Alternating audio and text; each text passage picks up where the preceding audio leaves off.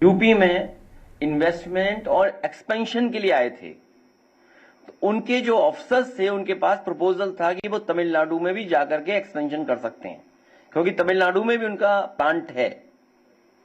जब उसमें high level और हमारे लेवल पे जब बैठक हुई और अधिकारियों के बीच जब बैठक हुई, तो ये बात उनसे पूछा गया कि क्या सुविधाएं मिल रही हैं आपको और आप यूपी से क्या सुविधाएं चाहते हो। तो जो जो सुविधा यूपी से वो चाहते थे, उस समय की सरकार ने, कैबिनेट ने फैसला लिया और उसका परिणाम ये हुआ कि वो एक्सपेंशन हुआ और सैमसंग का बड़े पैमाने में इन्वेस्टमेंट आया। इसीलिए आज जब डेटा सेंटर की बात हो रही हो, फॉरेन जो टेक्नोलॉजी में इन्वेस्टमेंट करना चाहते हैं वो दूसरे स्टेट में जा रहे हैं। आखिरकार हमारे डबल इंजन क्या कर रहे हैं? हमारे डबल इंजन हमें आपको इमोशन में लेके जा रहे हैं, इमोशन से सरकार चला रहे हैं। वो डेवलपमेंट की सरकार नहीं चलाना चाहते हैं।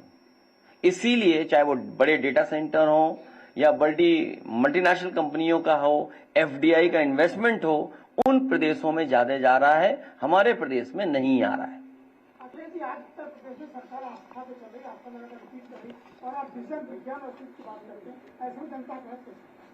इसीलिए समाजवादी पार्टी जगह जगह जाकर के आने वाले समय में हमारा विजन क्या होगा, हम किस दिशा में ले जाना चाहते हैं, काम करना चाहते हैं, हमारा जो अनुभव रहा है, जो पूर्व में काम किया है, उनको लगातार बताना पड़ेगा।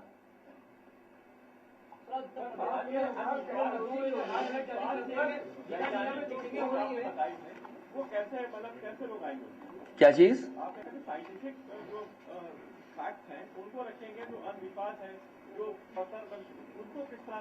नहीं, वो थोड़ा खुल के एक्सप्लेन करो ना। ऐसा है ना, ऐसा नहीं, मैं समझ रहा हूं हमारे पत्रकार साथी का।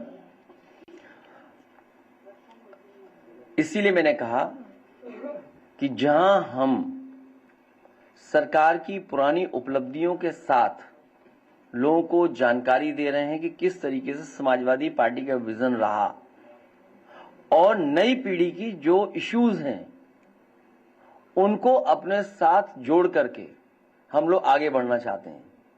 आज से 10 साल पहले और अगले 10 साल में क्या होगा? जिस समय 11, 10, 9, 10, 11 में होम डिलीवरी नहीं थी, गुजरात में तो थी होम डिलीवरी कुछ चीजों की, यूपी में बहुत ज्यादा नहीं थी, वो सर्विस सेक्टर उतना ग्रो नहीं किया था। तो कई सेक्टर इतने ग्रो कर गए कि अगर हम टेक्नोलॉजी के साथ नहीं चलेंगे, नई पीढ़ी के साथ नहीं चलेंगे, उनको शामिल नहीं करेंगे, तो शायद हम वो लक्ष्य नहीं पा पाएंगे। और जब हमारे साथ अनएम्प्लॉयमेंट बड़ी इश्यू है, तो जब तक हम एक विजन नहीं रखेंगे तब तक लोग जुड़ेंगे कैसे?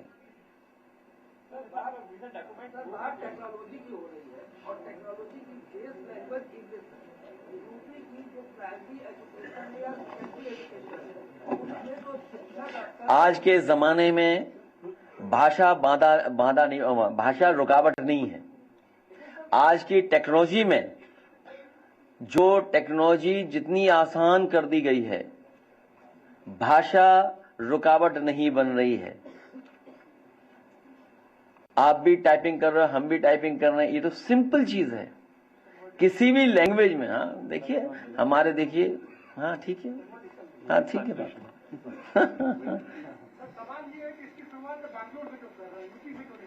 बेंगलोर से इसलिए कर रहे हैं क्योंकि वो हब है और पहला प्रोग्राम हमारा स्टार्टअप का है।